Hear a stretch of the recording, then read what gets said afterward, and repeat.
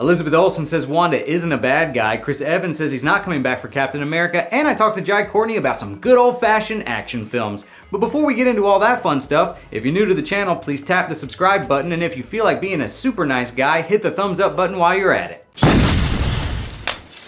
Come with me for the best geek news. Hello, I'm Chris Killian, and we got a great show for you today. I'm not even just saying that, like it's really great. Don't tease me.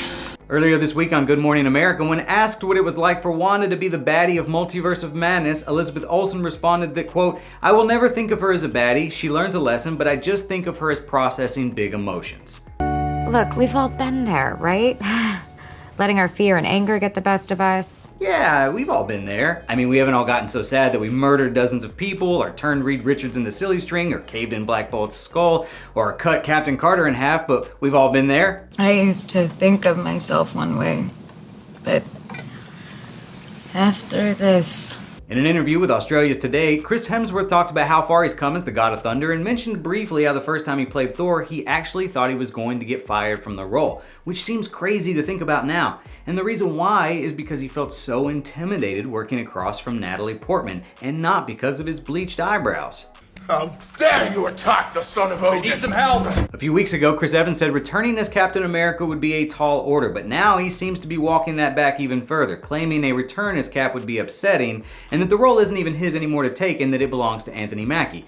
Like, yeah, I get what he's saying, but at the same time, there's 2 Thors, 2 Hawkeyes, a bunch of Black Widows, tons of Spider-Men. Why? Why can't we both exist? Huh? It's been quite the week for radio host Howard Stern. First, he's Dr. Doom. No, he isn't. Then today, he announces that Bradley Cooper has agreed to be his running mate for his 2024 presidential bid. Apparently, he just texted Bradley Cooper and asked if he wanted to be vice president, and Cooper reportedly replied, "Done." I'm pretty sure this is all just an elaborate joke, but it hasn't been funny since 2016. What happened? Doing press for Thor Love and Thunder, Christian Bale admitted that both Jeff Goldblum and Peter Dinklage filmed scenes for the film that were ultimately cut, but that both scenes were beautiful. For the record, anyone cutting Jeff Goldblum out of a movie is frankly flabbergasting. Oh, I don't like that word. The Terminal List, starring Chris Pratt and Jai Courtney, hits Amazon Prime tomorrow. And a few days ago, I got a chance to chat with Jai, and the man has never seen Robocop. What the f***?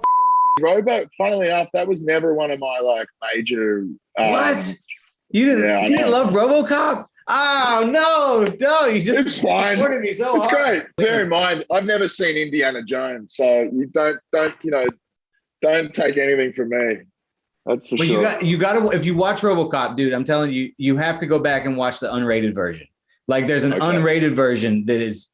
It's to this day, it's amazing. It's like the special effects and like the makeup effects and stuff that they pull off is incredible. You will come away loving RoboCop, I promise. Okay, I will. I love that pissed you off. I got a few of those up my sleeve that are just like, things that people are like, what? How can you be an actor and like you don't care for? Well, look, I wasn't gonna go that far. I wasn't gonna say how can you be an actor, but the fact that you love Die Hard, it's like I was doing Chekhov and shit. Like, come on. Yeah, that's fair. But the fact that you love Die Hard and Terminator and you don't love RoboCop, that's not clicking for me. It's not. I'm not understanding. There's still room for me to grow.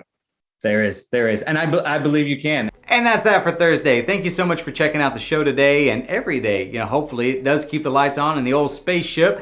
We won't have a full show tomorrow, but we'll have a short going up, so make sure you check out the channel for that. On account of Independence Day, we'll also not be here on the 4th, but we'll return on the 5th with a big surprise you guys don't want to miss, so turn on notifications so you don't miss it. All of the stories in this video came from articles written on ComicBook.com, so if you'd like to read more about some of today's news with your very own eyeballs, feel free to head over to ComicBook.com, where we work 24/7 to keep you all up to speed on the latest news. You can also follow us on Facebook, Twitter, Instagram, TikTok, and more, all of which are linked below. If you're someone who likes listening to other people argue for hours on end about this sort of stuff, we've got you covered there as well with Comic Book Nation, hosted by Kofi Outlaw every Friday, or our Marvel-focused podcast hosted by my best frenemy, Brandon Davis, on Wednesdays. If you want some behind-the-scenes antics or previews of my cosplay, or you want to know what it's like to live on a spaceship for months at a time with no genuine human interaction, find me on Instagram at CKComedy or Twitter at Chris Killian, all links below. Once again, make sure you like the video, subscribe, and turn on notifications, and give yourself a pat on the back for making it this far into the video.